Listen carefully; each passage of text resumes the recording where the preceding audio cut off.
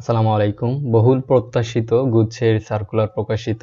তো এই গুচ্ছের সার্কুলার গুচ্ছের ওয়েবসাইটে প্রকাশ না করে গোপালগঞ্জ সায়েন্স অ্যান্ড টেকনোলজি ইউনিভার্সিটিতে ওয়েবসাইটে তারা প্রকাশ করছে 2024-25 এবং জিএসটি অ্যাডমিশন টেস্ট প্রসিডিউর অর্থাৎ এটি হচ্ছে জিএসটি সার্কুলারটি, আর অ্যাডমিশন সার্কুলার যে এটি হচ্ছে গোপালগঞ্জ বিশ্ববিদ্যালয়ের তাদের যে ব্যক্তিগত সার্কুলারটি সেটি এখানে দেওয়া রয়েছে। আমরা যদি গুচ্ছের সার্কুলার দেখি তাহলে আমরা বিস্তারিত জানবো। তো এখান থেকে হচ্ছে গুচ্ছের যে 24-25 শিক্ষাবর্ষের যে সার্কুলারটি সেখানে হচ্ছে আমরা বিস্তারিত দেখতে পারবো। এই 19টি বিশ্ববিদ্যালয় রয়েছে। তো 19টি বিশ্ববিদ্যালয়ের মধ্যে হচ্ছে এখানে আবেদনের যে যোগ্যতা, এখানে এসএসসি 2020 থেকে শুরু করে 2022 সাল এই 3 বছর গ্যাপ যাদের রয়েছে তারা হচ্ছে আবেদন করতে পারবে, এবং এইচএসসি একমাত্র 24 এবং এইচএসসি 23 এবং 24 শিক্ষাবর্ষ হতে হবে। তো এর মাধ্যমে হচ্ছে আপনারা আবেদন করতে পারবেন। এবিসি 3টি ইউনিটে আবেদনের যে যোগ্যতা নিচে দেওয়া রয়েছে। তো এবিসি 3টি ইউনিটে আবেদনের এখানে যে পয়েন্ট সেটি এখানে দেওয়া হয়েছে। এই ইউনিটে অর্থাৎ বিজ্ঞান শাখার শিক্ষার্থীদের এসএসসি এইচএসসি 3.5 পয়েন্ট করে 8 পয়েন্ট লাগবে, এবং ইউনিট বি মানবিক শাখা থেকে যারা আবেদন করবে আলাদা করে 3 পয়েন্ট করে মোট 6 পয়েন্ট থাকতে হবে, এবং হচ্ছে বাণিজ্য শাখা থেকে যারা আবেদন করবে আলাদা করে 3 পয়েন্ট করে মোট 6.50 পয়েন্ট থাকতে হবে, সে বিষয়টি এখানে নিশ্চিত করেছে। এবং ভর্তি পরীক্ষা আবেদন ফি এবং আবেদন পদ্ধতি ও সময়সূচি এখানে দেওয়া হয়েছে। ভর্তি পরীক্ষা অংশগ্রহণের জন্য আবেদন ফি 1500 টাকা নির্ধারণ করা হয়েছে, এটি অনলাইনে পরিশোধ করতে হবে। এবং যারা আর্কিটেকচারের জন্য ড্রয়িং পরীক্ষা অংশগ্রহণ করবে তাদের অতিরিক্ত 500 টাকা ফি বেশি প্রদান করতে হবে, সে বিষয়টি এখানে নিশ্চিত করেছে। তো এই গুচ্ছের সার্কুলারটি হচ্ছে gstadmission.ac.in পাওয়া যাবে, যদিও এটি এখন আপলোড করা হয়নি, তবে কালকের মধ্যে আপলোড করবে। এবং আপনাদের আবেদন শুরু 5ই মার্চ থেকে শুরু করে 15ই মার্চ অর্থাৎ 10 দিন সময় দিছে। এটি হচ্ছে পরবর্তীতে আরও সময়সীমা বৃদ্ধি করা হবে না, সেটি কিন্তু আগেই বলে দিছে।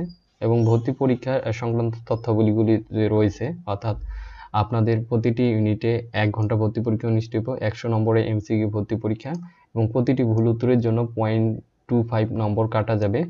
এবিসি 3টি ইউনিটে ভর্তি পরীক্ষার্থীরা, তো এখানে সিলেবাসও দেওয়া রয়েছে, অর্থাৎ এইচএসসি 24-এর পাঠ্য বই অনুসারে যে সিলেবাসটি সেই সিলেবাসেই হচ্ছে আপনাদের ভর্তি পরীক্ষা অনুষ্ঠিত হবে। তো এখানে পদার্থ এবং রসায়নের যে বিষয়টি রয়েছে, এখানে বলছে যে পদার্থ ও রসায়ন বিষয়ে পরীক্ষা দেওয়া বাধ্যতামূলক, অর্থাৎ পদার্থ এবং রসায়ন আপনাদের মাস্ট বি অ্যান্সার করতে হবে। তারপর হচ্ছে গণিত ও জীববিদ্যা থেকে এর মধ্যে যে কোনো একটি উত্তর করতে হবে। গণিত ও জীববিজ্ঞান অন্তত একটি বিষয়ে পরীক্ষা দিতে হবে, তবে অন্যটির পরিবর্তে বাংলা অথবা ইংরেজি দিতে পারবে। অর্থাৎ গণিত ও জীববিজ্ঞান বিষয়ের মধ্যে অন্তত একটি বিষয়ে পরীক্ষা দিতে হবে, তবে অন্যটির পরিবর্তে বাংলা অথবা ইংরেজি দিতে পারবে।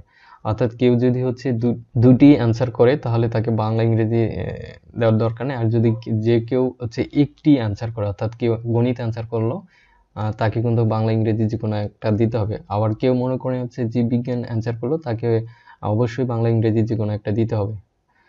তারপর বি ইউনিটের ক্ষেত্রে হচ্ছে বাংলা এবং ইংরেজিতে অবশ্যই দিতে হবে। সাধারণ জ্ঞানে হচ্ছে এদের কোনো অপশন নেই, সাধারণ জ্ঞানে 30 এখানে দিতে হবে।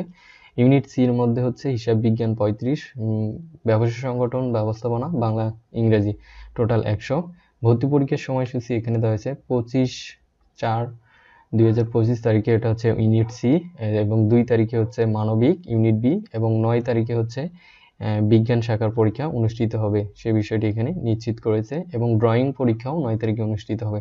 তো এখানে পরীক্ষার কেন্দ্র দেওয়া রয়েছে, যেহেতু হচ্ছে গুচ্ছে 19টি বিশ্ববিদ্যালয় রয়েছে, সেক্ষেত্রে আপনাদের অতিরিক্ত ঢাকা বিশ্ববিদ্যালয়কে ইনক্লুড করা হয়েছে পরীক্ষার কেন্দ্র হিসাবে। ঠিক আছে, আপনারা ঢাকা বিশ্ববিদ্যালয় অর্থাৎ ঢাকার মধ্যেও পরীক্ষা দিতে পারবেন, সে বিষয়টি এখানে দেওয়া রয়েছে।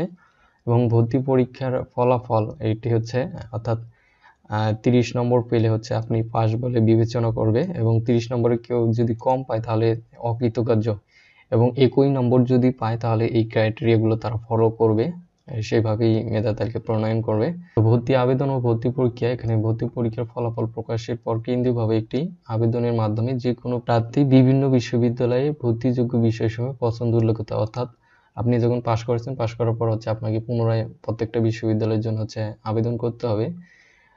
সেই আবেদনের পরিপ্রেক্ষিতে হচ্ছে আপনার মেধা তালিকা প্রস্তুত করা হবে, এবং শূন্য আসন ফাঁকা সাপেক্ষে 4 বার তারা মেধা তালিকা প্রস্তুত করবে, সে বিষয়টি এখানে নিশ্চিত করেছে। এবং গুচ্ছভুক্ত যে 19টি বিশ্ববিদ্যালয় এখানে দেওয়া রয়েছে।